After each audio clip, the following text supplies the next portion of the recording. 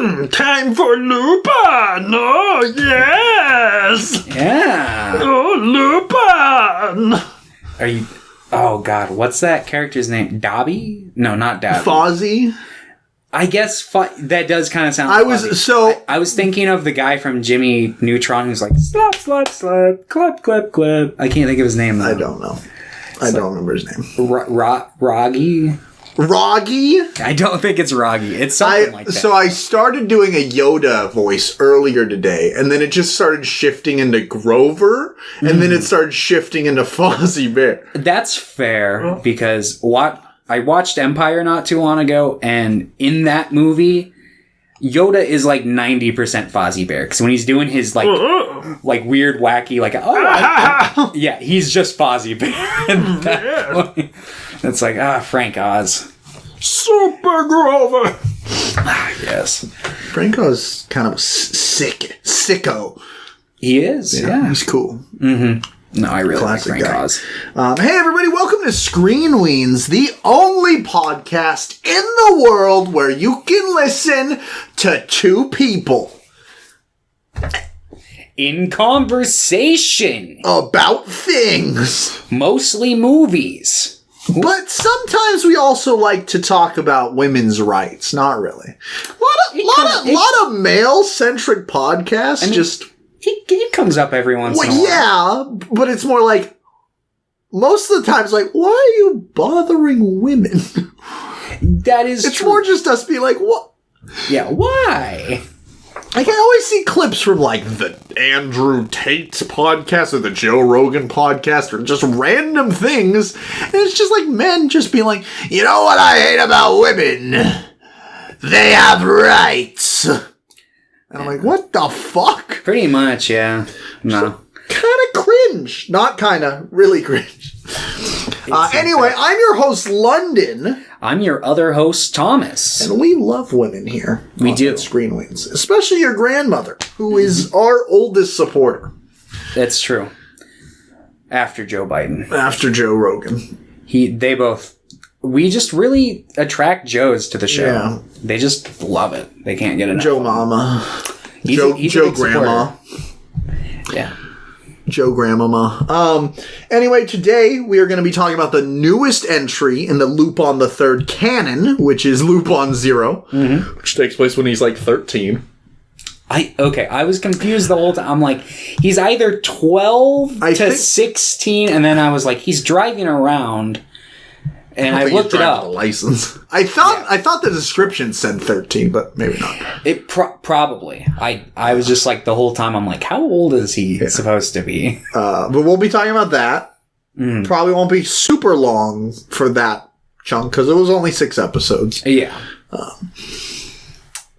But before that, we're going to talk about what other stuff we did this week. And this morning, the Oscar nominations came out, so we'll talk about that. Yeah. A bunch of stuff Thomas hasn't seen. It's true. I haven't seen most. But while I pull that up, Thomas, what else have you done this week? Not a whole lot. On the movie front, I rewatched Demons 1 and 2. Hell yeah. Classics. I'm excited for Evil Dead Rise. So me and Hinateo watched something in the theater. I can't remember what, but that played before, and I'm like, this looks so sick. And immediately after, she's like, this looks stupid. I'm like, what the fuck? What? That's a lie. But yeah, I watched those, and I beat Red Dead Redemption. Again. Sweet. Yes. So that's all you've done? How's the reading going? Any? Whenever you want to do it, let me know. Okay. Have you been reading, or you just need a time frame so you can force yourself to? Yeah. That's fair. Yeah. That's fair. It's how my ADHD makes me read. That's fair. I mean, sometimes I can, but yeah, it's like, I don't know. It's hard for me to stay invested in something. But yes. Okay. Okay, well, let's see. What did London do this week? Let's see. I saw... what was the last day we recorded? The 16th, I think? Maybe. Did I talk about Chalk Day India? It was a sports movie? No. Okay. I watched Chalk Day India, which has Shah Rukh Khan, I think his name is, who's like one of the most prolific like Indian actors that's well known over here. And it's like a sports drama where he's like one of the best players in the Indian League, and they're at the like World Championships, and they're in the final game, and he misses a shot, and because he doesn't look like super broken up about it, and like somebody from the other team helps him up and like smiles at him, the whole country thinks he like threw it and that he was paid off, and they pretty much just turn on him. It's like really brutal. So he just kind of leaves. He goes to like the countryside for like 7 years. So there's like a time skip of 7 years at the very beginning of the movie, and he like shows back up because he wants to coach the like women's league, which is, like, in the movie, and I guess in real life, notoriously, like, nobody gives a shit about it in India. They're like, it's just there to check a box, pretty much. He's like, I'll get us to win. And it's pretty fun. The main song in it that plays, it's not like a musical or anything, but there's like a big song that plays in the background. Apparently it's still played at sports games in India because it's just like Chalk Day, and it's just like, let's go. But yeah, I had a lot of fun with it. Pretty good movie. Interesting to see, like, it's really diverse because it has like Indians from all corners of India. So it's nice. It's interesting to see all the different like dialects and like even like skin tones and stuff. There's a decent amount of the movie that's talking about like the racism in India itself. Whether that be based on like the language they're speaking or their skin tone. There's like two characters that look a lot like more like East Asian because they're from like the very border. And there's like a really powerful line in it is like, are you okay? And they're like, I don't know. How would you feel to, or how would you be to feel like a foreigner in your own fucking country or something? I was like, wow, yeah. So yeah, that was good. I really enjoyed that one. Me, Pierre, and Joe, and I think Hinateo was watching it. We watched a movie called The Crooked Man. Which is, we watch the Man movies. Any sort of this stupid horror movie that's called The Blank Man.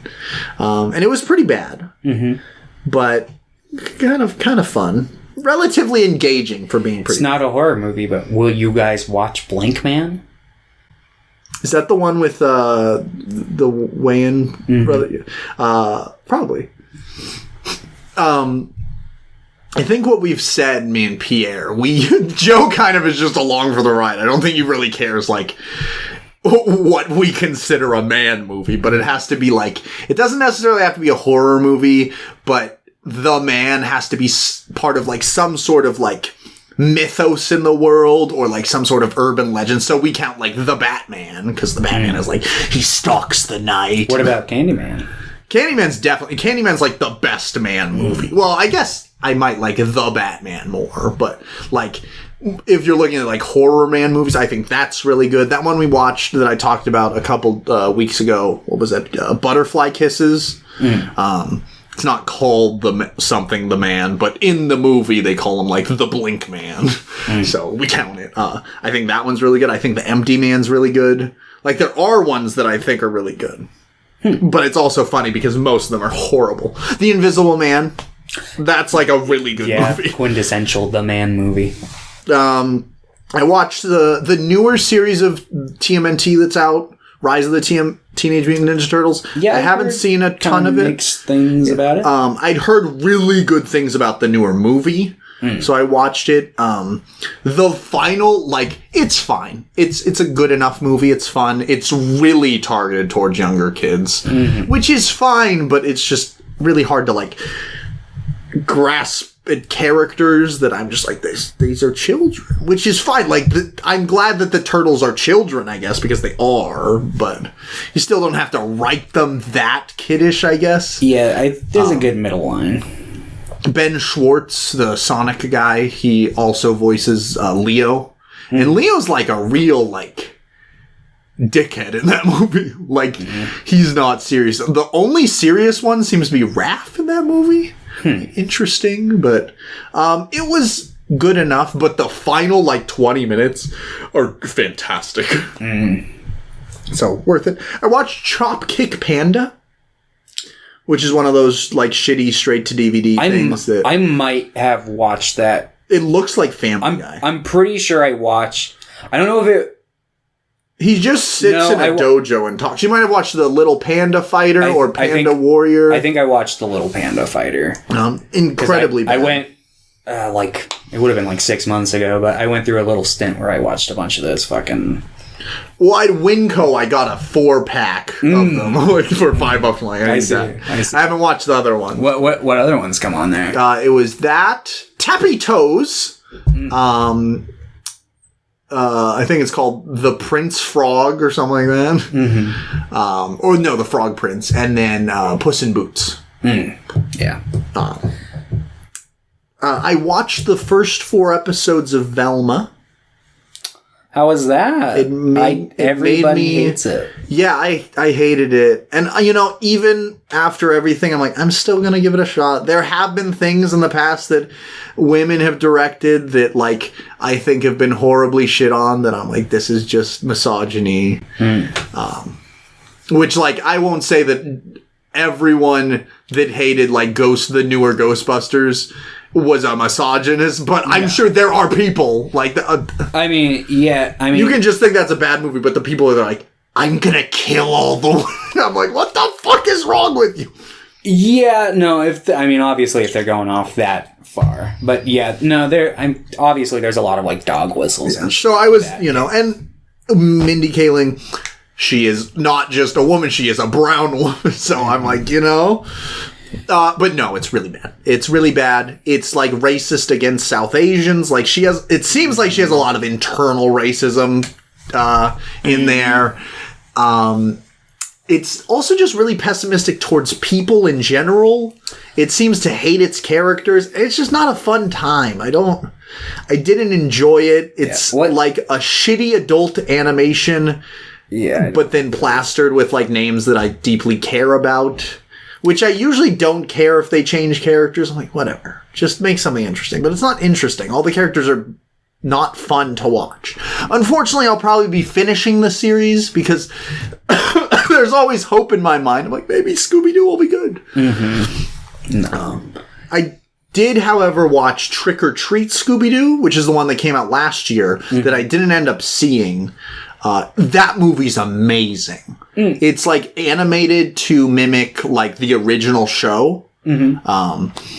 All the characters look like their original counterparts. It's supposed to take place in that continuity kind of thing.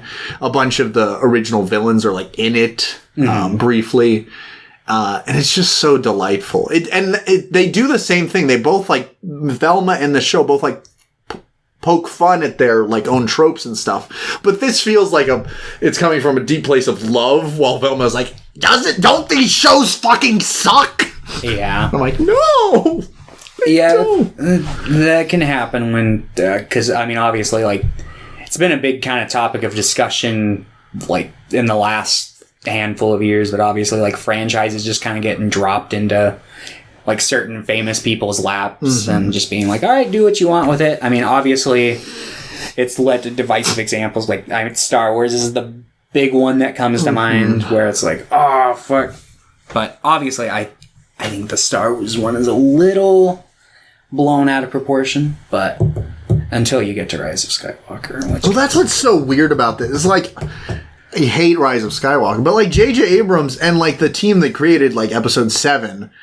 Obviously, Episode 7 is written by Lawrence Kasdan, so that's a big part of it. But even the direction, it feels like there is some understanding of what's going on in this. You have a care for it. Rian Johnson, if you take Last Jedi, I don't care anymore. But I think it's pretty hard to argue that Rian Johnson does love Star Wars. Yeah. The people, if A you lot of don't bad like actors. Yeah, Like, if you don't like The Last Jedi, that's fine. But saying like, "Oh, Rian Johnson hates Star Wars," I'm like, what the fuck is wrong with? What do you mean? Yeah, it's like I wouldn't even say like even as much as I hate The Rise of Skywalker, I wouldn't be like J.J. Abrams hates Star Wars. I'm like, no, he just made a really fucking bad movie. yeah, because it's like yeah, but there does seem to be examples. I'm trying to think. Because there are examples of, like, shows that come out where it's like, we're trying to reboot this for modern audiences, but we're going to shit on the old audiences. But I'm trying to think of, like... I mean, Riverdale kind of shits on its own. Yeah, Riverdale, I mean, I haven't watched it, but the bits and pieces I've seen... Well, and, like, the writer of... One of the writers of Riverdale, or the showrunner or something, he originally wanted to write for Archie Comics, or write the... and they didn't let him. So people, they're like, he made it shitty on purpose. I'm like, no, I think he just wanted to make money. And Riverdale is a show that's talked about all the time. Oh, yeah, it's a big... It's like the only thing that makes the CW money. Not true, but yes. What, the only thing that makes the CW money? Well, there was that report that was like, it was the only thing that was profitable. It wasn't the only thing that was like making them money. No. At least now, like Supernatural, obviously, was making them. Supernatural. I just feel like... I feel like that Superman show they were doing had to have brought some numbers for it. Well, yeah, this was a while ago. What, the Superman and Lois one? Yeah, which is really good, by the way. I've heard. I haven't watched all of... I got partway through season 2 when I, like, initially moved out, so... When, like, the Flash is... Like, the Arrowverse stuff is popular, but obviously, as you can look at it, the budgets decrease every episode. Yeah, no, I watched the first season of Supergirl, and I kind of loved it, but it was... I want to watch it, but I'm just like...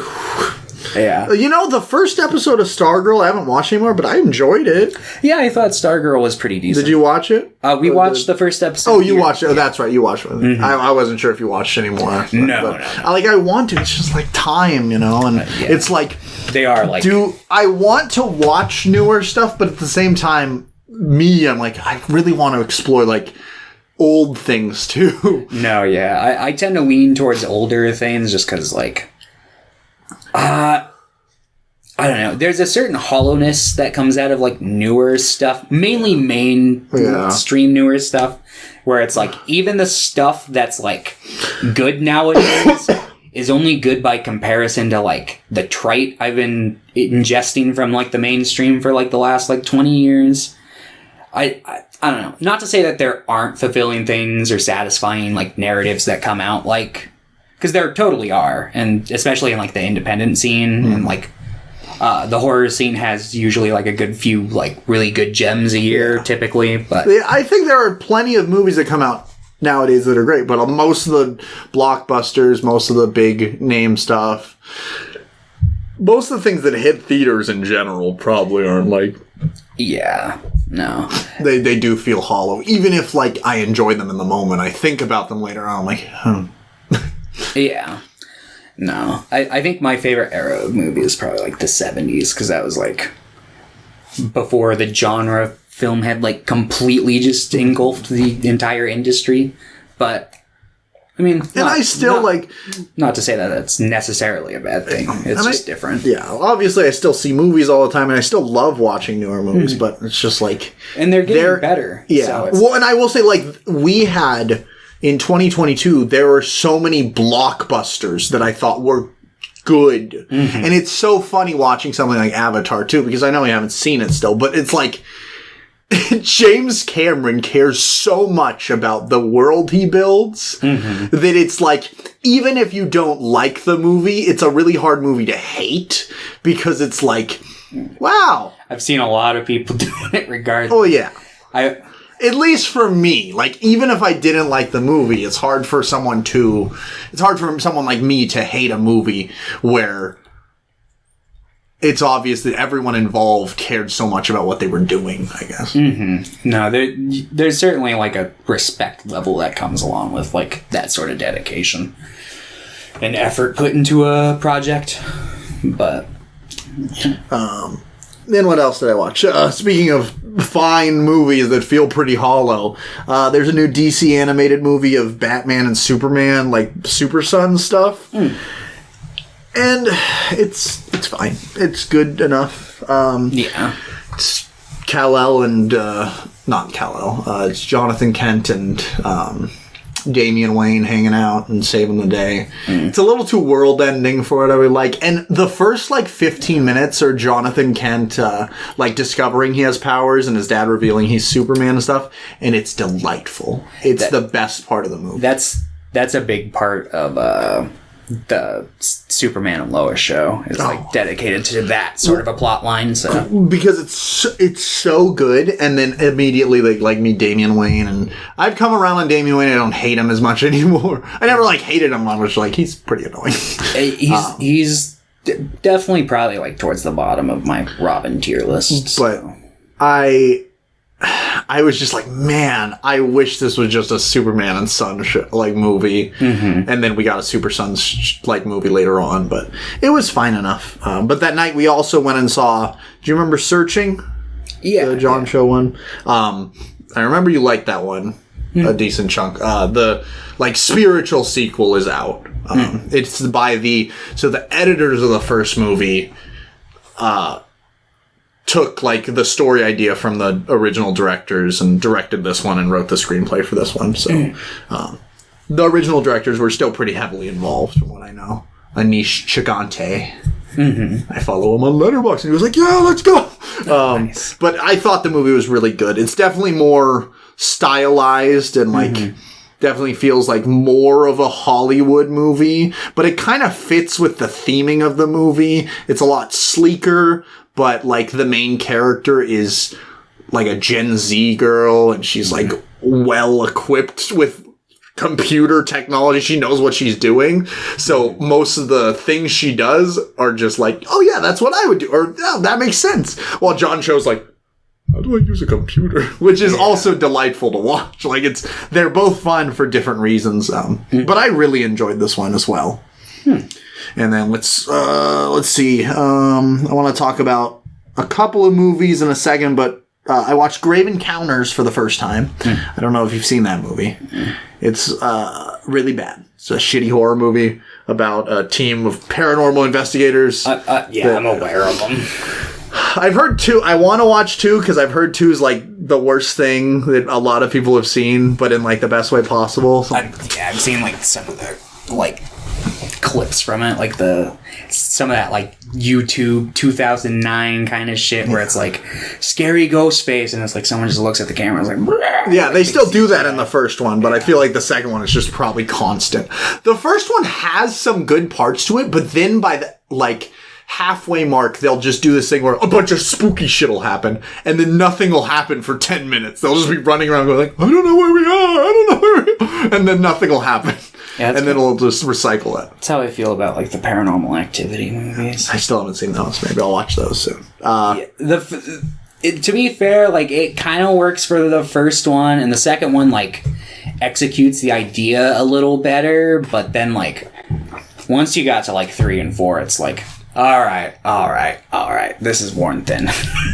But they made Have you heard about Skinkamarink? I think it's called. Yes, I've been seeing a lot of buzz about it, but I know it's only in kind of big city theaters. It's at our theater. Oh, it is? It just had, it was only there for a couple of days, but now it's on an encore thing. But what's funny about that is regardless of if it's good, most of the buzz came from a pirated copy.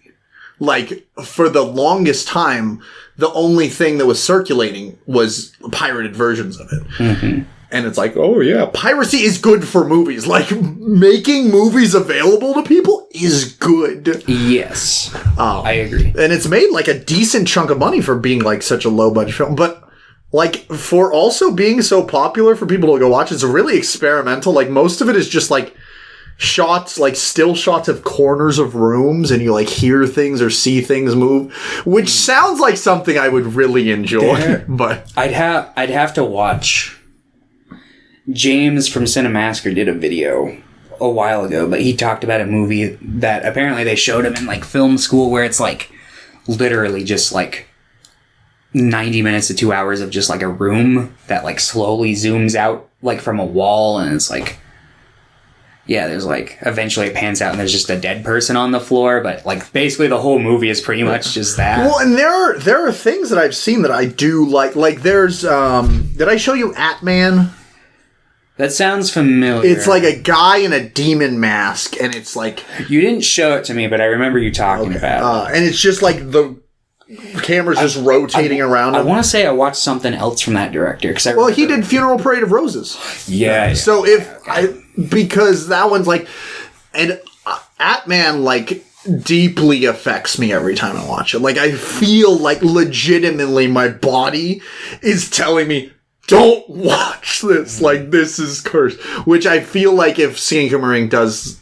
I'm guessing that's how you pronounce it. It's a weird name. And it kind of sounds like I'm just saying things. Yeah, I've been kind of doing that thing where you read, like, the start and the end of, like, a word with it every time it pops up. Stinky. Like Skinamareek or something. But, like, I think Atman's is great. There's a David Lynch short that is just him shooting a staircase. Oh, no, I've watched lots of just... Yeah, and I think there's a couple that I like a lot because, like, it's the same deep-seated, like, feeling of, like, nausea or anxiety. So, like, I think that can work. He's got one that I really like. It's, like, 240p now, but... I imagine it was the real deal when he actually filmed it, but it's just literally just him filming like a sunrise through like the woods. Yeah. Fucking. Yeah, so I watched Grave Encounters, which is bad. But yesterday I watched a movie or 2 days ago I watched a movie called The Lavender Hill Mob, and it has Alec Guinness in it. It's from 1951, and it's like a comedy, like heist movie. He works at a bank. He makes sure he is like the guard that goes from the place where they melt the gold into like bars to the bank. And he's been working there for like 20 years and he makes like no money. And he's like, what if I just stole these? But he's like, well, and he's had this idea for like a long time, but he's like, what would I do with them? Like, I would need to get them to another country so I could sell them. But then he meets like his new neighbor who like makes, like Eiffel Tower replicas, and they dip them in gold. And he's like, what if we just made them out of the gold? So they do that. It's very fun. I really enjoyed that movie. It sounds like an interesting watch. It's funny, and it's like a fun heist too. There are lots of fun stuff. At one point, they're on the Eiffel Tower, and they have to chase after like the elevator going down. So they're running down the stairs as fast as they could, and the camera's just like, whoa! Yeah. And they just start like deliriously laughing halfway through, and they get down, they're like falling all over themselves. Yeah. It's really weird. It's a fun movie though. And the last couple movies I watched over the last few days, I've been really trying to get into Harold Lloyd, the other guy. He did like Safety Last. He's one of the contemporaries of Chaplin and Keaton. I talked about Safety Last a while ago. But I watched 3 of his shorts. I watched Young Mr. Jazz, which is fun. It's a fun little one-reeler. It's like 12 minutes of just him like dancing around and getting beat up. And I watched The Marathon yesterday, which is really funny and really good. But like 3 minutes in, abruptly, there's some pretty rough blackface. Like, yikes! But it was also 1919. Yeah. Which doesn't excuse it, but it's something you gotta be like, jump scare. And honestly, I'm kind of more surprised when movies don't. Maybe not to the extent of I expect to see blackface every time I watch, like, an old movie, but I expect at least a minimal dose of at least a little bit of racism. Yeah. But that was really good besides that. And then I also watched, this was a longer one. It was like half an hour. It was called Never Weaken. And he was like, playing this guy who he like worked across the hall from his girlfriend in an office, and she's about to lose her job, but he's like, I can go convince everyone to come see the doctor here so you don't lose your job. And he does that, but when he comes back, he sees her like with another man, and it's he's like, don't worry, I can marry you any day. And he's like, oh no, my girlfriend, she's cheating on me. But really, it's her brother, and he's like an ordained minister, and he's, it's one of those things. But then the rest of the movie, he's just trying to kill himself. And he keeps failing at it. So it's like pretty dark, but it's a great movie. Really good. But I've been really enjoying Harold Lloyd. Like, I love Keaton, I love Chaplin, but like Harold Lloyd has a different like kind of subtle hypnotism to him because he really does. Like, Chaplin has his character he plays, Keaton has his character he plays, and they both kind of look like weirdos, Harold Lloyd really just looks like an everyman, which I feel like makes some of his stuff better. But yeah, I've been really enjoying those. But yes, that's all the things I watched this week. You know what we should do an episode on? Harold Lloyd. The Dancing Pig. I almost watched that last night. I was thinking about it. And when we were having that conversation, the like skinkamarink, I'm like, what's also horrifying? The dancing pig. It's like it's kind of scary. It's not scary. It's like, look at this horrible pig man. He's dancing. He also looks like he might crawl out of your TV and eat you. Yeah, they give him it's not animatronics. It'd be like some sort of just string rig that they set up, but he like blinks and it's uncanny. It is not fun to look at, but it's kind of fun. I mean, it is fun to look at, but in a way that's like, I want to die. You're either going to look at that and go, I love that, or you're going to look at that and go, oh my god, I never want to see anything this cursed. I think Hinatea is on the boat of I never want to see. No, I remember she had a very negative reaction. Like, what the fuck is that? I'm like, it's the dancing pig. He's dancing. Yeah. No, he's dancing. He's dancing his little piggy heart out, but yeah, that is all I watched this week. Now, let's talk about the Oscars real quick. Okay. Let's go through that. Just want to talk about a couple of the thingy-mabobs. I want to see if I've actually seen any of them. Let's just go through some of the big stuff. Because so Best Picture, that's the big one. All Quiet on the Western Front, the new one that came out. They did a new All Quiet. Yeah, apparently it's incredible. It's on Netflix. I haven't seen it yet. Avatar is Best Picture nominee. The Banshees of Inisherin, which I wanted to see in theaters. I didn't end up going, but I think it's on HBO Max. I'll probably watch it.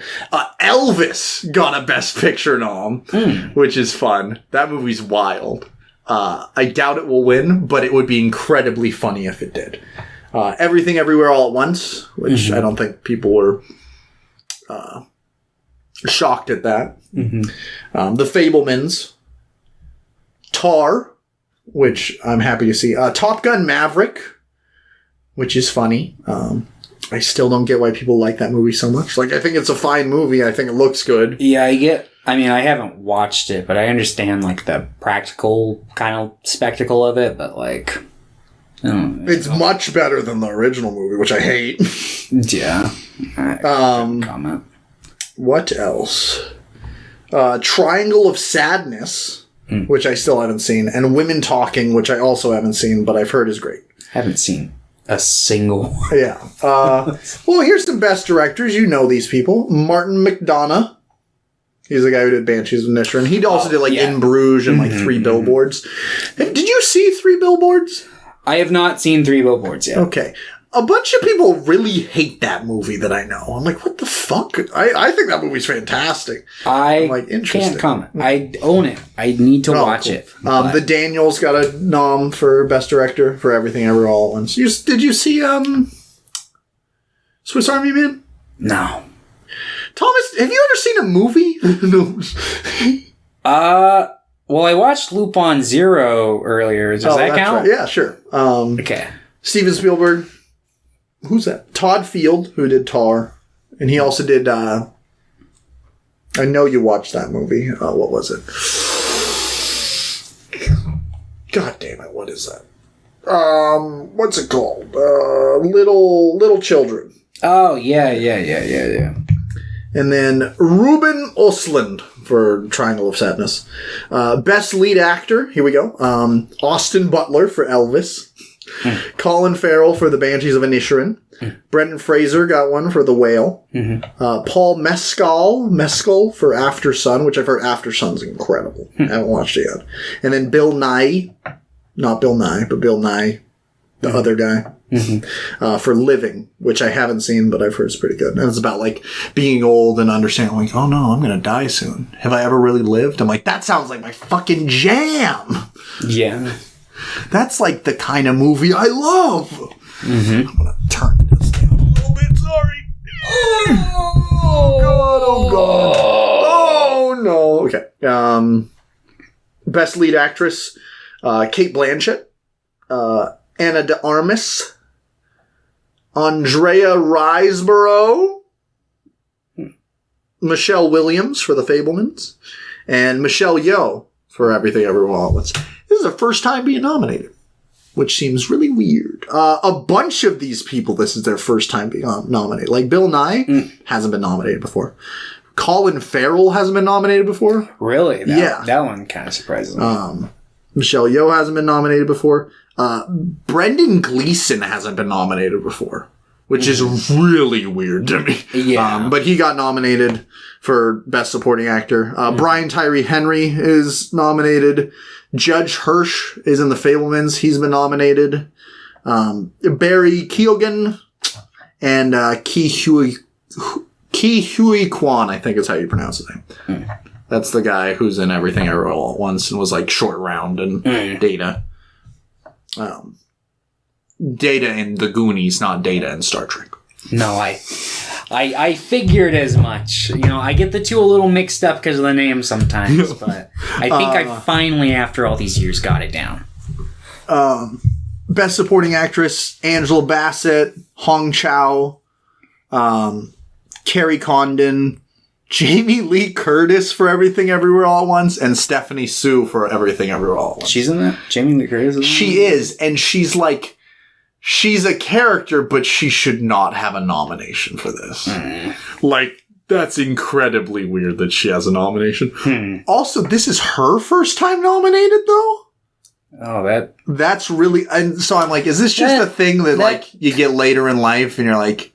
I mean, they do have a nomination. They have awards for that. Yeah, but it's not like an Oscar. It's not like, oh, you were not so. It's not like an official Oscar, but it's like, yeah, you should have an Oscar by now, but we keep fucking up because we're the Academy and we fuck up every single time. Yeah, no, like there are so many things. Like Nope, I didn't get a single nomination for anything, which horror movies usually don't. But like Nope's good. I would argue it's barely qualifies as a horror movie. Yeah, but people at the Oscar nominations for horror. No, I probably because that movie calls out like Hollywood bullshit throughout most of its runtime. I mean, so do things like Tar. I haven't seen Tar, so I guess Tar isn't talking about Hollywood specifically, but it's talking about like the shittiness of like fame in general and how it corrupts us. So. Yes. But overall, like, there's some good picks, but I've never been one to be like, that's a good list for the Oscars. I'm like, yeah, I think the only time I've ever been like, yeah, was when Parasite won. Because it's like, yeah, that was sick. Yeah. Decision to Leave didn't get any. I haven't seen it yet, but I like Park Chan-wook, and that was his new movie, and it didn't get any noms for anything. RRR, I think, only got a nom for Best Original Song, which if it doesn't win, I'm gonna like be like, what the fuck? I can't comment. Yeah, I haven't. It's the best song ever made. Yeah, I still need to watch it. I really like it. And you liked Bahubali. Right? No, you like 2. I know. I've been meaning to watch more Indian movies. I screenshotted because I've been playing Red Dead, so I've been looking into westerns, and I came across. It's not like a technical western, like it's like takes place in a more modern setting, but it's called Cholet from 1975. How do I spell that? Sholay. And apparently it's dubbed as, or it was billed as the greatest story ever told. I don't know, but it looks interesting and I want to watch it. But Yes. But yeah, no, I've been meaning to watch more Indian cinema in general, along with just more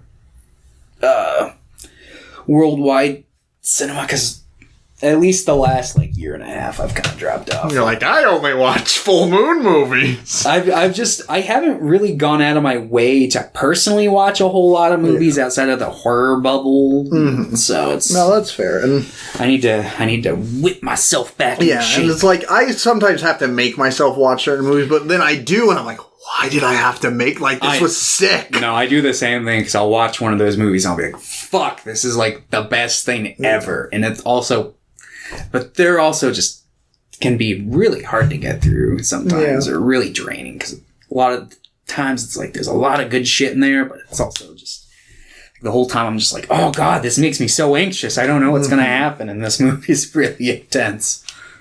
But yes.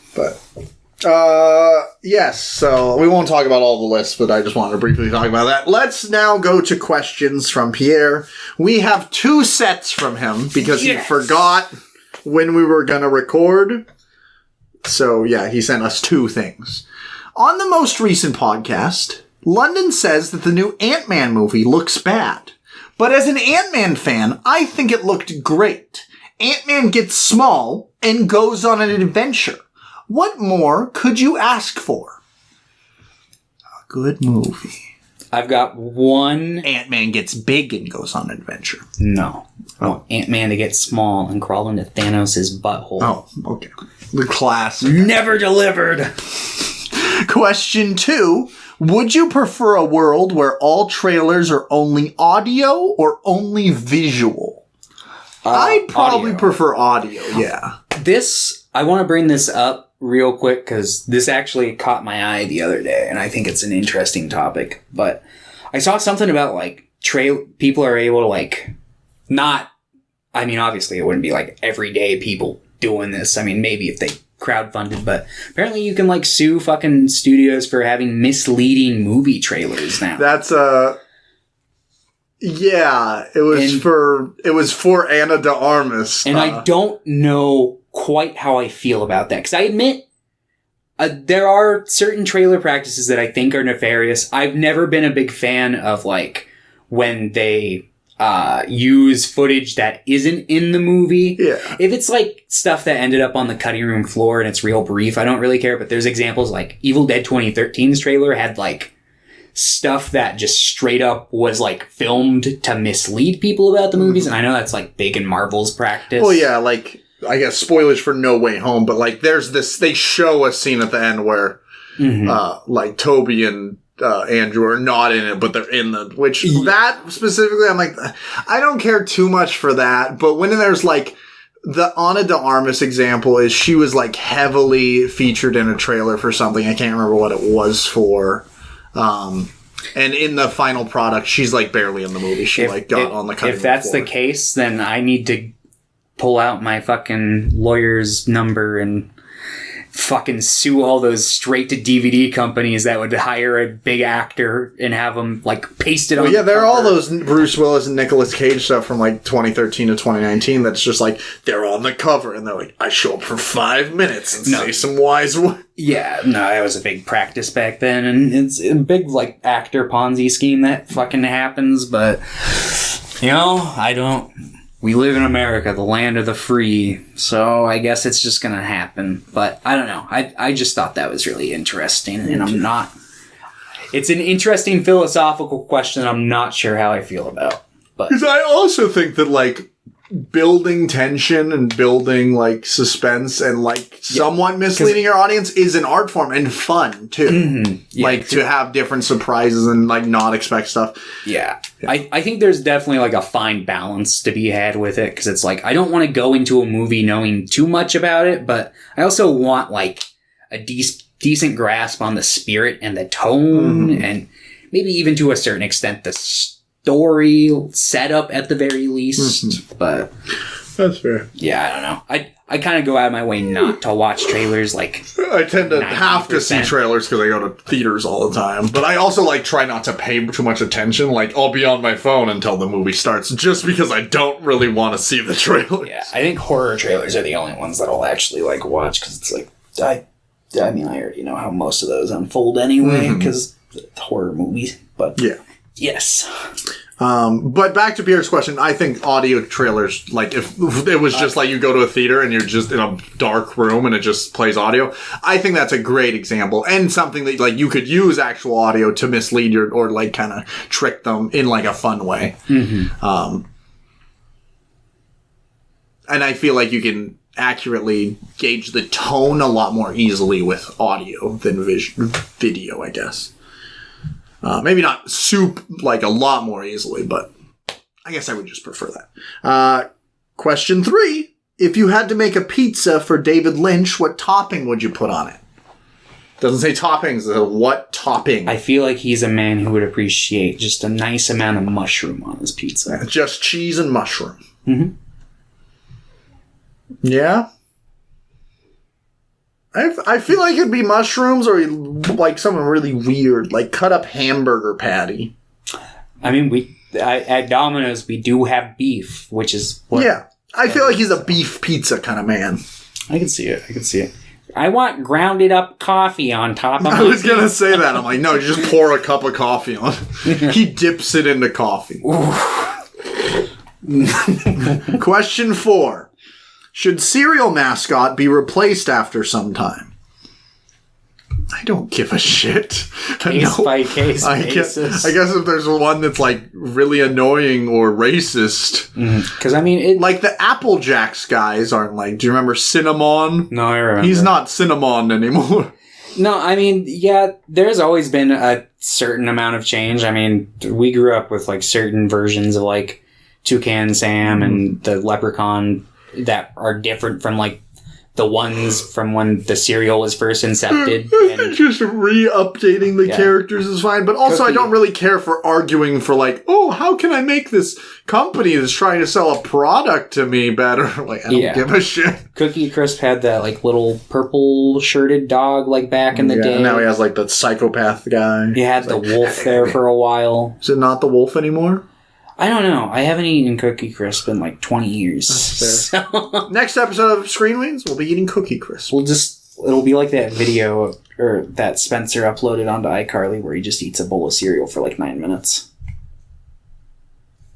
On the last YouTube channel I have, there's a video of me eating a whole bowl of cereal. Is there really? Yeah, I did the same thing.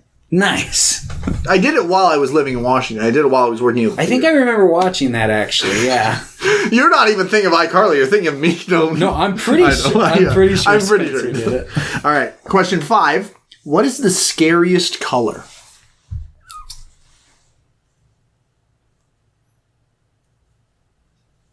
I'd probably say green. Green? I mean, I think green is a fairly menacing color. I guess, are we considering black a color here? I mean, I like black, so... I like black, but I feel like when you use it, it's probably just by default the most... Because we associate black with, like, darkness, and darkness is where the bad things be. Yeah, I guess. I guess, like, a dark red could be more menacing, too. Yeah, I mean, obviously we're, like, psychologically, like, as humans. Yeah. Like, darkness and the red for the blood, and, I mean, obviously, like, red has links to, like, outside of that and stuff and, like, color psychology, but... Maybe, like, a bright orange would probably just make me feel uncomfortable. Yeah. I'm just thinking of, like, that, like, bright, almost, like, yellowish green... Like, I think of, like, a lot of Van Gogh paintings where it's, like, got that kind of going on, and it's got, like, a very kind of unsettling, like... Or, like, things that are really, really white. That's, like, an uncomfortable feeling. It's too, like... sterile. Sterile, yeah, exactly. So, yeah, all the colors. Yes. Final question. Who is Joe Biden really working for? Well, I don't know if you David Lynch. I don't know if you guys have been keeping up with like the news, but apparently according to this one random pastor that I was watching a video from, Joe Biden has been replaced by like 10 different demons at any given point during the day, and they're swapping them out. Why were you? Were your parents watching this? Where did you find this? I don't know if I've made this apparent in the past. I seek out conservative cringe because I find it extremely entertaining sometimes. Like, I was a big fan of like MAGA raps back in the day, just because there's just some like real women vote for Trump. Yeah, we don't need no liberal Trump. The thing about that song is it kind of goes good. It's kind of a banger. There was this lady who ran like for office like earlier last year during the elections, and she released like a little like election rap, and she's like, I love God, I don't like socialists, and it's just like going. She was just like, that's fair. That's fair, yeah. But it's just like shit like that where it's just like, oh yeah, this might have been hot in 1960 never fucking, but yeah, I don't know.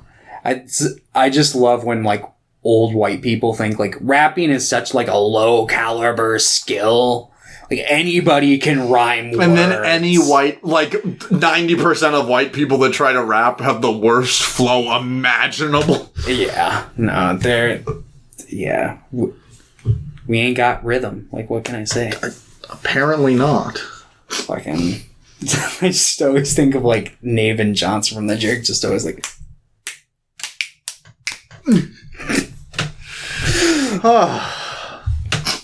This music, it speaks to me. Man, maybe I convinced Tina to watch The Jerk tonight. The Jerk is fun. I like The Jerk a lot. I mean, obviously, it's got some parts that are a little like, but a little, yeah. But even overall, I think that it's pretty funny still. So it's like, yeah. Oh, there's some. Why the can? What was the can joke? The cans are leaking. Like there's just he's shooting the cans. Why? This guy hates the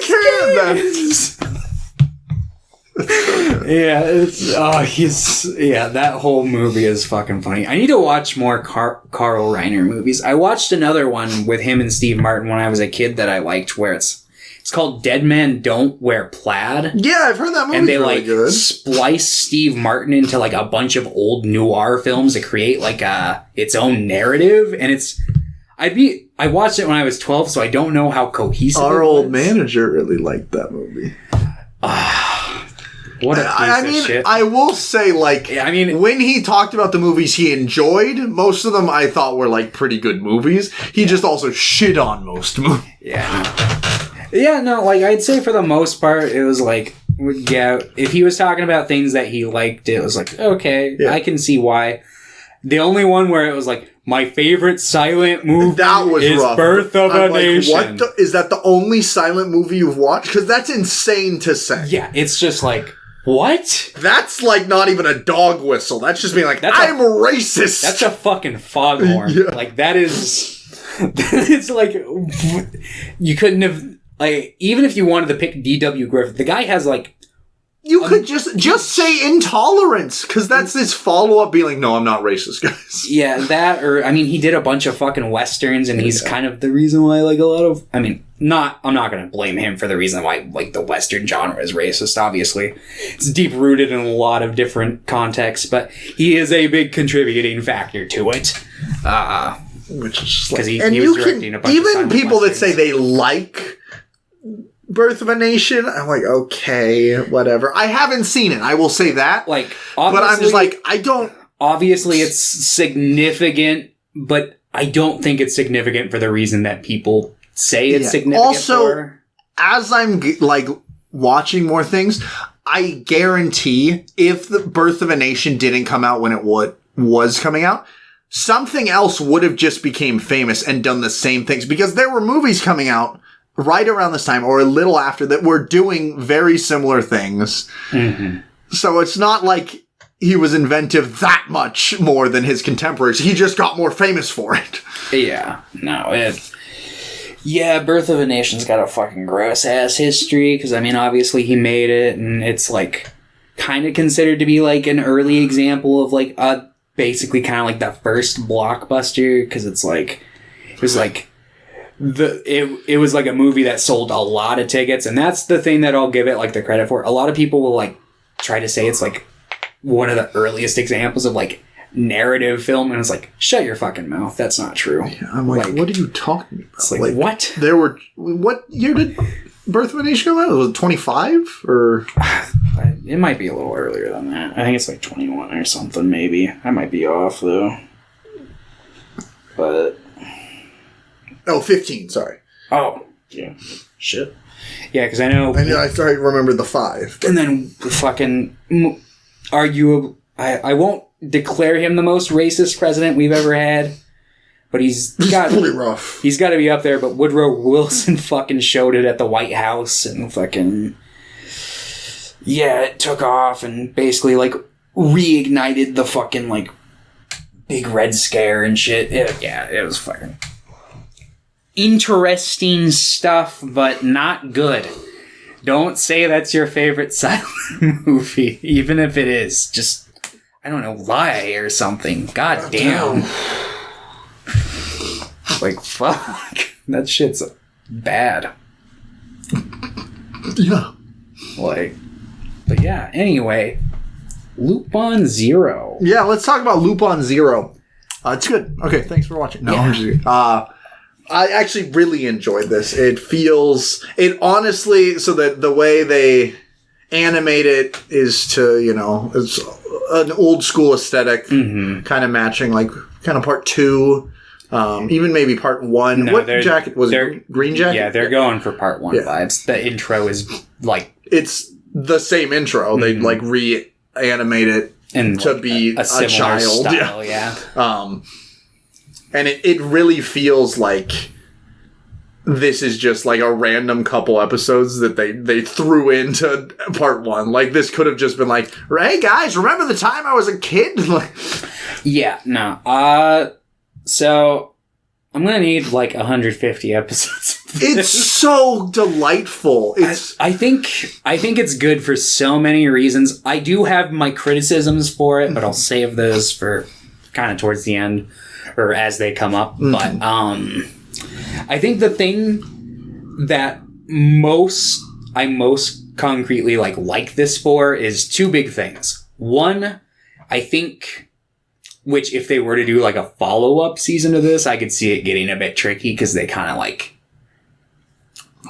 wrap it up in a certain sense. But like, I like seeing Lupin in this kind of novice position. Yeah. It adds a lot of tension and like kind of dimension to like the story that I felt like is kind of sorely lacking from a lot of Lupin. I like Lupin, obviously, but it kind of does start to feel really hollow after a while when it's like, I literally am untouchable as a character, and it's like, okay. Like, it's fun, and I enjoy watching it, and I'll watch, like, all Lupin. I don't care. Yeah, like, but it's nice to see. Sometimes you're wanting a little more. A little difference, I guess. Yeah. So I thought it was super great in that regard. And also, the fucking dynamic between him and Jigen in this show was phenomenal. Yeah, and they need to give Jigen this kind of shine. And, I mean, it's like, because most of the time, Jigen and Goemon, I understand they're kind of reserved and can be hard to, like, incorporate into the story organically, but, like, they just kind of stand around in the background in most modern Lupin projects, so it was really, really great to have a nice little Jigen Lupin just as kids show, because it was exactly what I felt like the franchise needed. I will say that, like, so when I heard that Jigen was going to be in it, I'm like, what? They're going to introduce him as a kid? I was a little worried. I was a little worried initially on the premise that Lupin's a child. Like, that's a weird. I was like, is this going to be like Muppet Babies for Lupin? I mean, okay, like I'm because down. I know Monkey Punch like wrote things about when Lupin was a teenager, but they were also much different than what we saw. Yeah, I'm sure. Pretty weird, pretty intense stuff.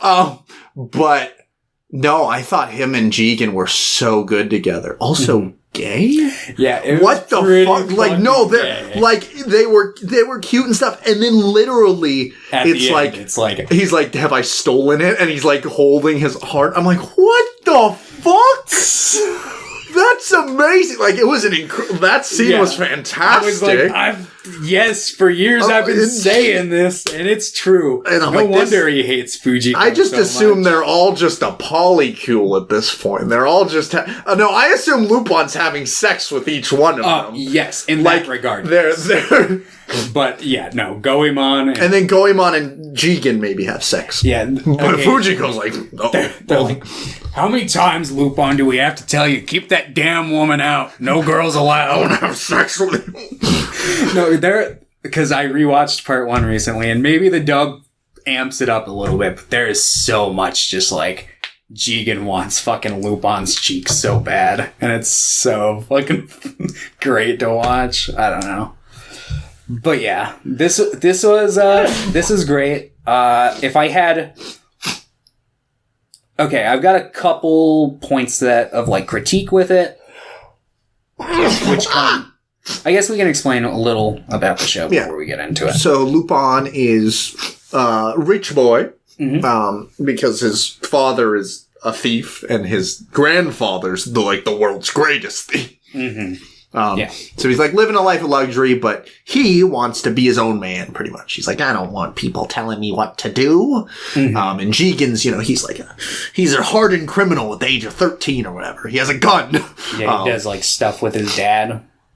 Like goes out and kills people.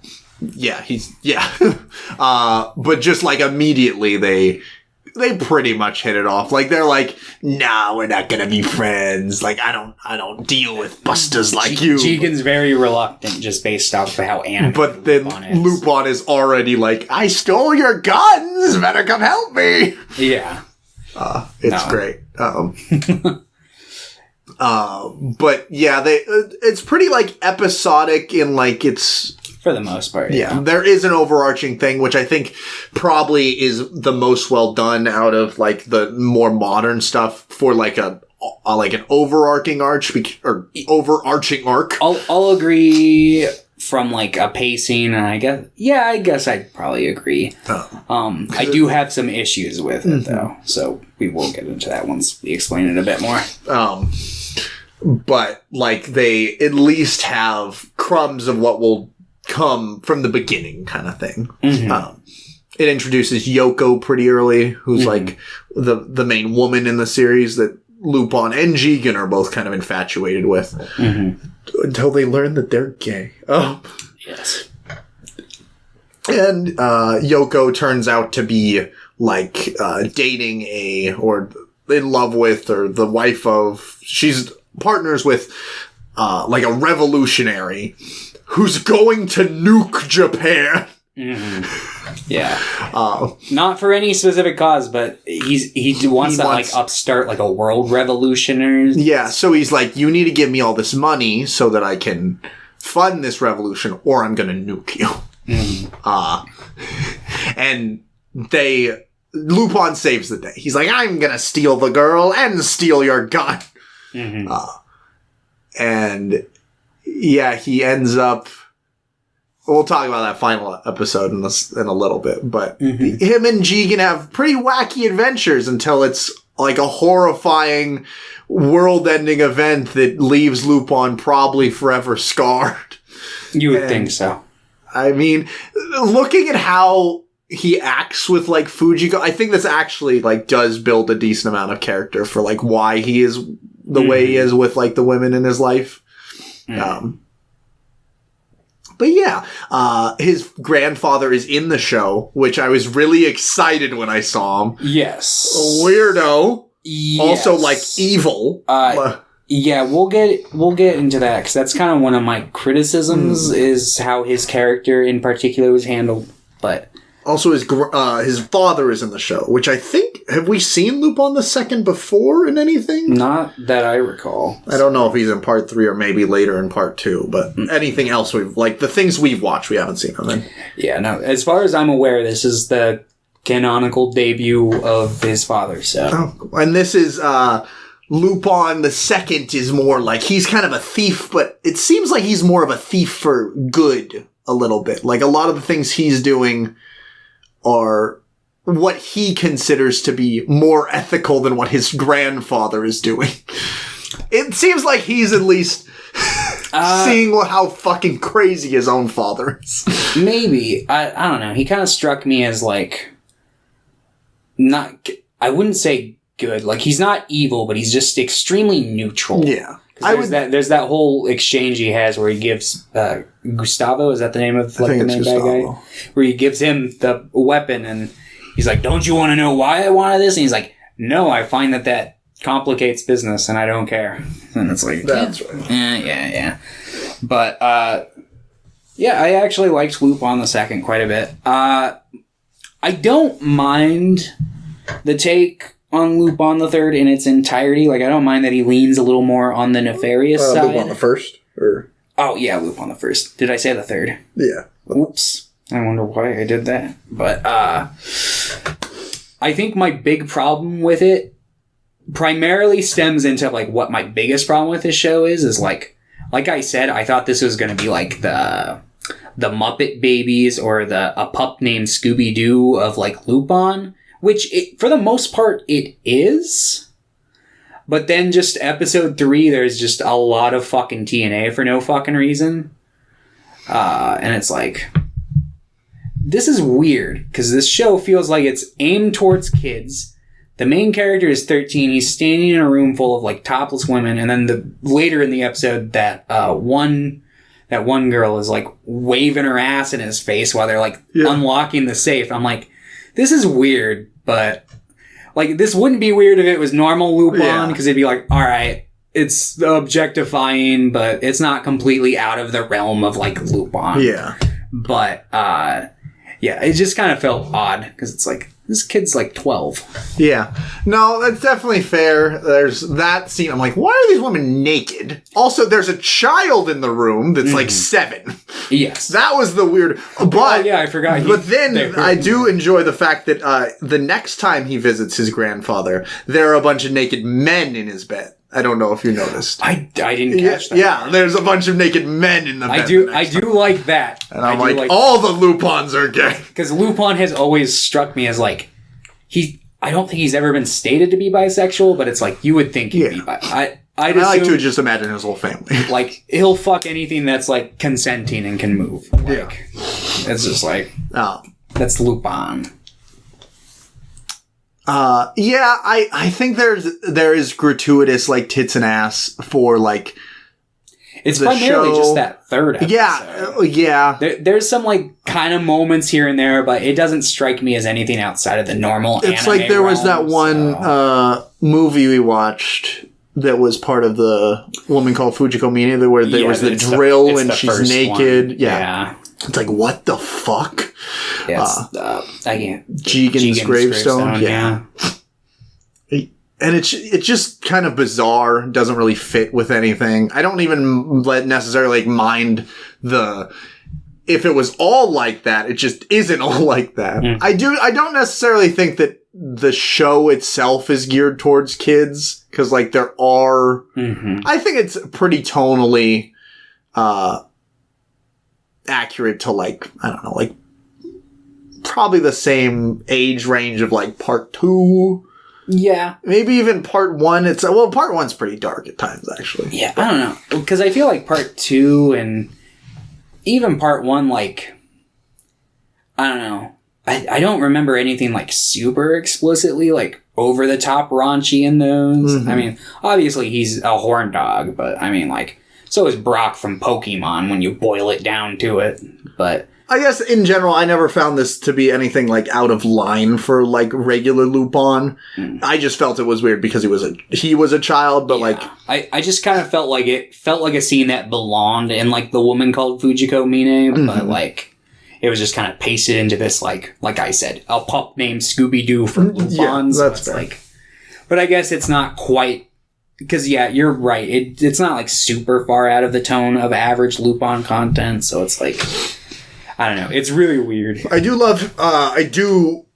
I think Lupin, the first being, like, more evil in this is an interesting take. I don't know, like, how I feel about it in the long run. Mm-hmm. I don't really know how, like, canon anything is to each other either. Like, I don't associate, like, a big canon. And I don't really care. Like, most things I'm like, oh no, this is a character. I'm like, do whatever you want. I don't care. But no, I think, I'd love to see if they did, like, not a reboot, but like a full series of this and kind of soft rebooted it to where maybe he's not evil and maybe a little. Or I would love like if they did a one-off movie where like all the Lupins have to team up, like the 3 generations. That'd be sick.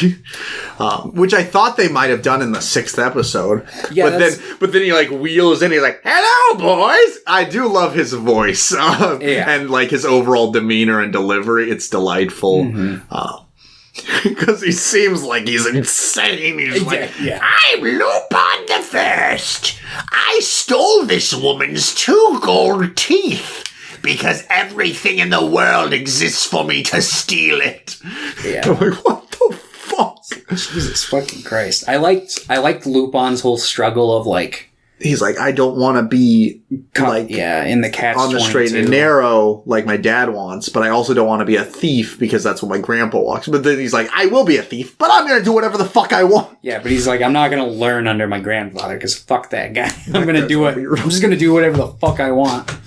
But I do like that 3rd episode. The little like, I think that episode's really fun. Like, I like the labyrinth. I'm like, you know, if I was a master thief that had an insane amount of money, I might also just build these rooms that are just death traps. No, yeah. God. I really want this to be a full series because I feel like so many of these individual episode like ideas could be like such great like little arcs. Like, yeah, that could have been a whole like 10 episodes or like there's that bit in the final episode, and it's only like a couple minutes of the final episode, but where like he has to catch his father, which I love that whole sequence, but it's like I could have watched like a whole episode dedicated to that concept alone, but yeah, they kind of crammed it. They crammed a lot into that final episode. They did. They crammed a lot into the series in general. Yeah. Like this could have easily been like 15 episodes for like with the stuff they did. I still think this like show's really good. I really enjoyed it, but I'm just like, man, I wanted more. Yeah, but no, because I'd love to see him like still come up because he's like still not the world's greatest thief, and they kind of set it up like there might be more. And obviously, we haven't seen little Fujiko or little Goemon, and I kind of hope we don't if they do more, but. Part of me would be like, if they did, I'd be like, okay, wow. Because I was kind of expecting them to do that in this. I didn't know. I kind of just jumped into this one blind, aside from like the descriptor you gave me. So I was fully expecting in episode 2 for like a little samurai to show up, but it never happened. But yeah, I liked this one a lot. What was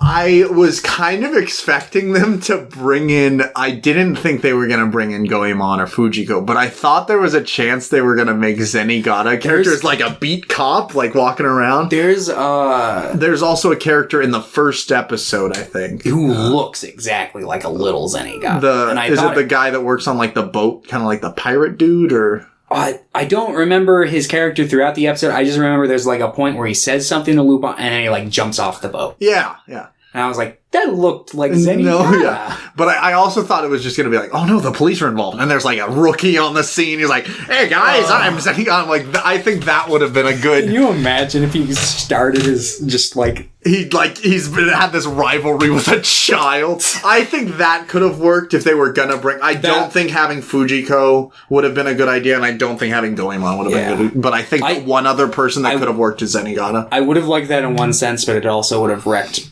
my gay shipping for them a little bit. No, that's fair. I'm like, no. They met when Lupin was like 19. Yeah. It's like, he was 19 and just started the job, and Lupin was 19 and he was out stealing stuff for a couple years before. Yeah, I know that Zenigata's probably like a decent chunk older. He's probably like 50 and Lupin's 33. Probably. But it's also really funny to imagine that Zenigata's like 2 months older than Lupin, and Lupin always calls him Pops. Yeah, Zenigata strikes me as like the Leorio type, where he's just like... he's like, actually he's younger than... It's like, wait, what? You're that... No, you're not. You're lying. Like... That's why he's like an enigma of age. Mm-hmm. But yeah, I like the central narrative. I think it's fun. I think it kind of is really fast in its execution. Yeah. That ending is like really sad because this guy, he's like a revolutionary, but even in his mind, I think he feels like he's going too far because like he's just gonna nuke a place. Like, yikes. Like, I'm all for killing random governments. Like, do whatever you want, but just nuking a city is pretty rough. And then Lupin does it, and then he's just gonna like, okay, you better shoot me if you have time, and then he like he's gonna jump to his death. But I think it kind of implies that Lupin wants to give him kind of a warrior's death or something, so he shoots him. And then Yoko is like, that's fine. Like, he knew what he was doing, you knew what you were doing, and I really appreciate you coming to save me, even though she didn't like need saving or anything. Lupin was always like working to be a good guy. And then she kills herself. Yeah. And he's just like, bye. He's like, cool. I'm crying now. Yeah. Yeah, I think, I don't know. I'm not super crazy about like the plot when it comes to like, I like this stuff between Yoko and like that enough. Like when he was getting his ass kicked in episode 5 by this guy, I was kind of invested in that, and I wanted to see that play out, and I kind of wished it was just a smaller scale story. Yeah, it's like, especially this early on, I'm like, damn. It's like they should have been smaller, but even if it was just a guy that was actually beating her up, and they'd like kill him or something. But I do like the grand gesture of like, no, I'm gonna come in hot and I'm gonna like steal this big steal, and make my big debut like that. Yeah, so I feel two ways about it. I'm fine with it, but I would have been fine with it either way, I guess. Yeah. It's just different. That's why I was saying, like, if they do more of this, I feel like they need to kind of soft reboot it, because it's like, kind of the end of this, he steps into his green jacket form, and it's like, I love him in the green jacket in this, though, because he's like, it's too big on him, and so cute, and Jigen has his little jacket on. I'm like, this is amazing. Yeah, no, but, yeah, I just imagine if they were to do any more of this in this continuity, it would just literally be like normal Lupin, just they're minier now, and then whatever sexual exploits they try to put his character through would be weird, but so I think they could probably kind of do it like Pat Labor did, where it's like, yeah, this is like a pilot series, but we'll just kind of do now it's a new I need to watch that. Yeah, same here. I know we were gonna watch it too. Like, we're like, yeah, we're probably gonna watch it, and then it's been like 2.5 years since it's been a while. I kind of want to rewatch the OVA, though. I want to watch... I remember when we watched it, I said, the next time I watch Pat Labor 2, I'm probably going to really like it. Yeah, maybe.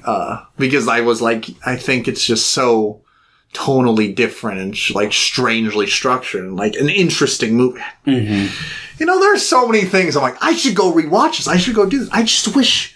You know, I like my job, but I just wish I could just watch movies and shows for a living and be like, here's my thesis on why Pat Labor's the greatest show of all time, or whatever. Yeah, no, it'd be nice, but yeah. This is why we need to get 1 billion subscribers. I agree. 1 billion. No, I don't agree. That would be too many. 250,000. No, that'd be a decent number. I'd be okay with that. If it gets pretty close. If it gets to the... Oh, yeah, I'm sure. If it gets to the point where, like, I would walk down the street and couldn't do that, like, if people would be like, hey, it's Thomas from Weens, I'd be like, no, okay. But if you were walking down the street and somebody said that, and it was like once a month, you'd be like, wow, that's pretty cool. Somebody recognized me. Like, that's interesting. That's cool, yeah. Or you're walking down the street and somebody's wearing a Screenween shirt. They don't even recognize you. You're like, yo, that's sick. Oh, sorry, I only listen. Yeah. Oh, cool. Oh, sorry. Thanks for listening. I only look at London, so yeah. He's at the top of the screen. Yeah, I put a piece of paper at the bottom of my screen every time. Yeah, it's just another picture of London. Yeah. By the way, how's London doing? Yeah. But yeah, I thought the whiskey episode episode's maybe the best, tier. like one of the best Lupin episodes I've seen. It's so fun and delightful, and he just starts throwing, like in this he doesn't have all his like big gadgets. He has some fake hands, but most of it is just like a fishing line or like a stink bomb. I really like that essence. But in that episode he's drunk and he's just like, he throws a fridge, like you see just a bunch of shit that he like, how does he keep it in there? It's so good. I love it. I love that episode.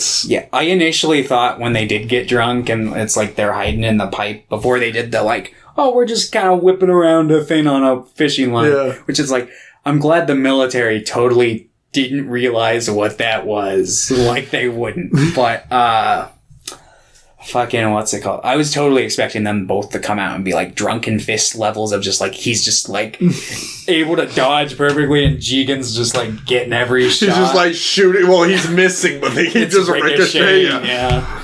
But I like what they did too, where they're like trying to find them and they're just like loudly laughing because they're drunk. Yeah. No, that was great. I liked that episode. And I love that the little secret base but like it's really neat. And I like their little like drink, like for Lupin and Jigen only, and they're having their little spat throughout the episode. I think, like for the most part, it does really feel like they're like children in like a fun way. I'm like, this is so much fun. Like, oh yeah, I don't think I like it as much as like some of the other like newer modern Lupin, because I do like some of the overarching like storylines for like the characters in them, but like condensed is just like pure fun.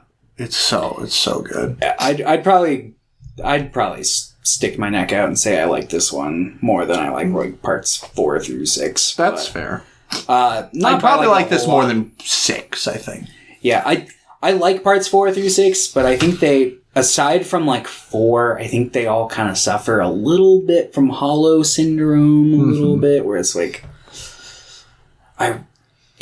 I feel like they would win me over if they just gave Jigen and Goemon and Fujiko a little more shine. Yeah.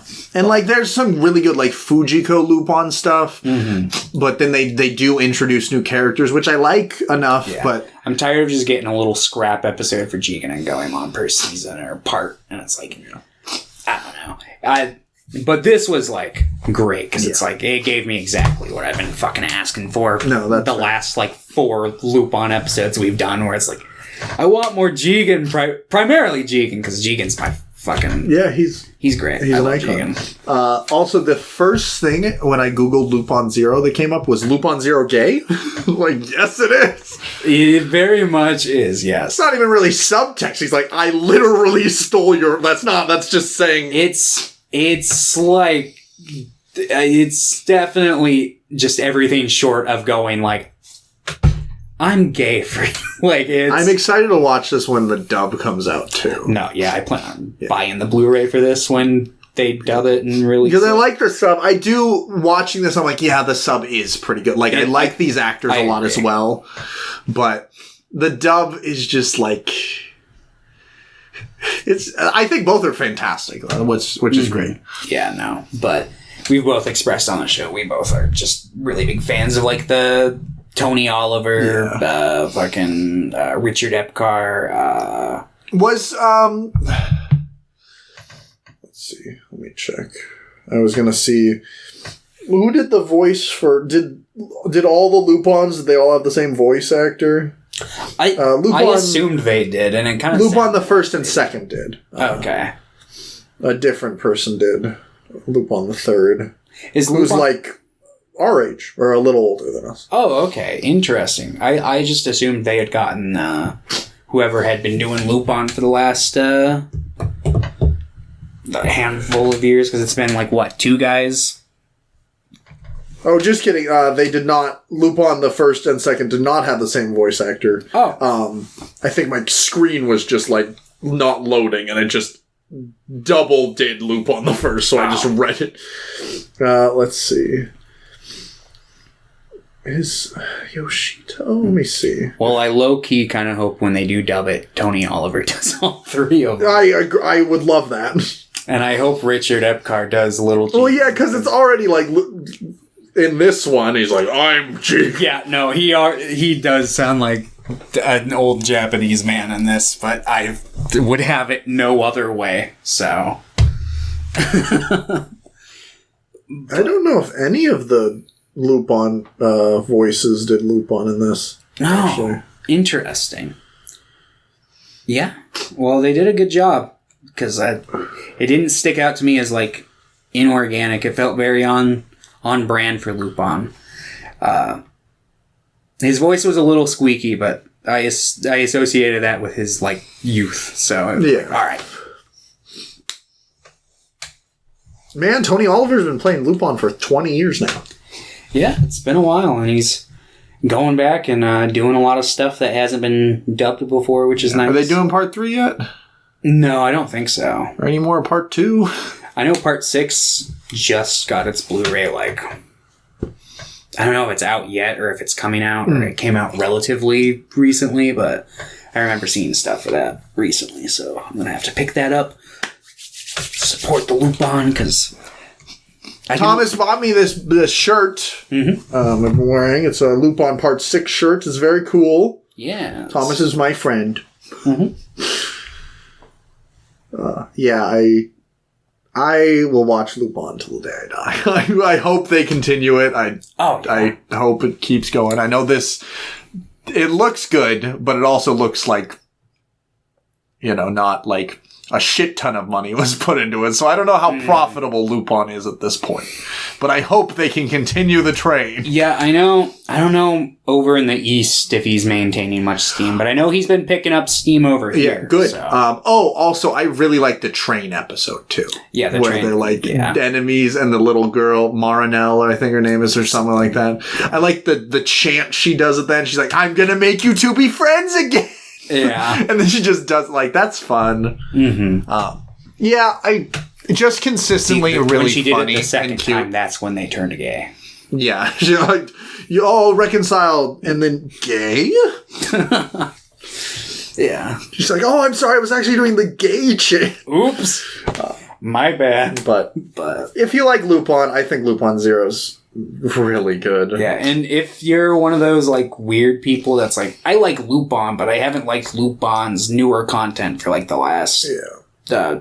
Which I get, it's different, but I really enjoyed pretty much every Lupin I've watched. I understand that there's specifically that middle period from, kind of the early 2000s and the late 90s where it kind of I've watched a couple specials from there where it's like, oh yeah, these are a little stale. I see the critiques of this. Yeah, era. I still haven't seen that era, a lot of their stuff, so. Yeah, it became very, bare basic formula kind of stuff where it was like, oh, okay, here we go. Even watching it, I probably will still enjoy a decent chunk because I like that bare formula, even if it's over and over again. I'm like, I watch it. I think, honestly, a big reason why that era doesn't slap is because it uses, this weird muted color palette for it, so it kind of looks muddy and... Well, this is just so vibrant, and it's... Yeah, no, I love the sound effects of this, too. I really like the art style for this one a lot, so I hope that... I'm a big sucker for this new, digital renaissance of trying to recapture, 60s looks. Yeah. There's been some other, anime that have done it. I think even Part 6 kind of tried to emulate it to a certain extent, so it was yeah, I like that kind of Which is why I really like the artwork of Part 6, besides when it's, CG cars, which is just, inevitable. Yeah, no. CG cars don't even fucking phase me No, that's anymore. fair. I get that. Yeah, they're just in everything. But, yeah, I'm sure Thomas would recommend this. I would. And I really enjoyed it. I think I gave it an 8. That's 2 zeros back to back on their side for Lupin Zero. That's true. 0, 0. Infinite. I gave it an infinite. They're also balls for how gay this show is. They're also binoculars to see the next episode of Screen Weens, which is a deep dive. You have 2 options, Thomas. Okay. Do you want to watch a bunch of really old movies from one actor, or the boxing franchise we were talking about? What boxing franchise could you be talking about? Real Steel! We're watching that 5 times in a row. I wish for Real Steel was... Actually, I haven't watched... I remember liking Real Steel. It's not very good. I watched it, I was like, Real Steel 2 is greenlit. They're gonna make it. Oh, they are? Yeah. It's probably not gonna be good. It's not gonna be any Robo-Jocks, that's for sure. That's the boxing franchise I'm talking about. Yes. Let's see. I don't know. I'm honestly leaning either or. They both kind of sound interesting. How would it be? The 6? It'd be the 6. Okay. And I'd probably also pick 6 for the other one because they're all like an hour and a half or less.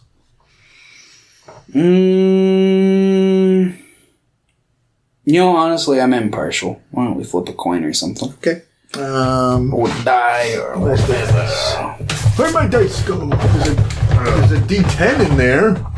There's a penny on it. Sure, let's use the D10. Go ahead and roll this, Thomas. Odds will do the old movies. Evens will do the fighting movies. Okay. Are we counting that? It went in between 2 of your books. So okay, so, yeah, let's re-roll that. Thomas, can you learn how to roll a dice, please? No promises. Oh, okay. Okay, it went all the way back.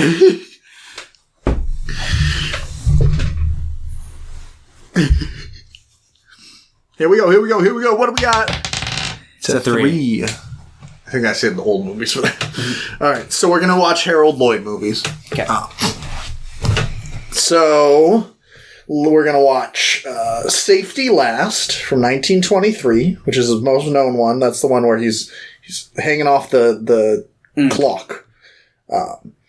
We're going to watch The Freshman from 1925. We're going to watch The Kid Brother from 1927. Speedy from 1928. Apparently he was in the original Ben-Hur.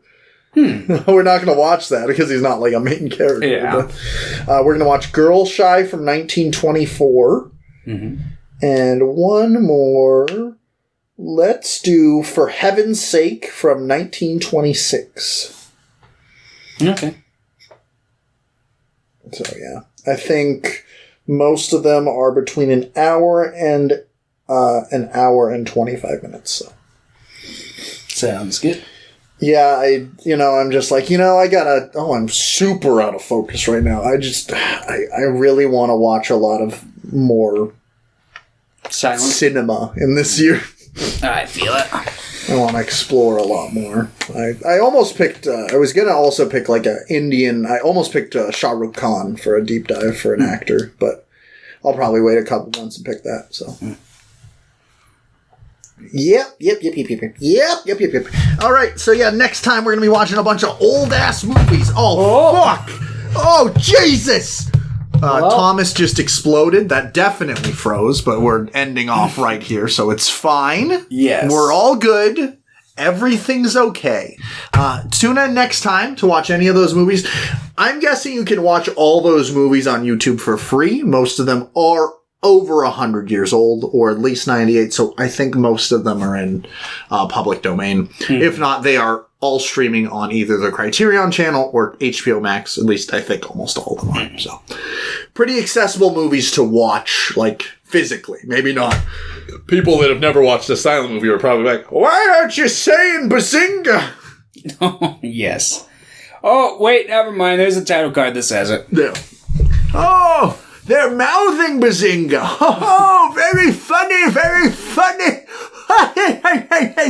That's Sheldon Cooper. Oh, Lupin, so funny, so funny. Who wants chicken nuggets? Yes.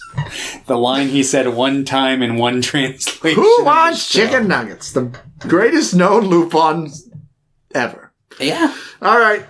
Goodbye, everyone. See you next time. Adios.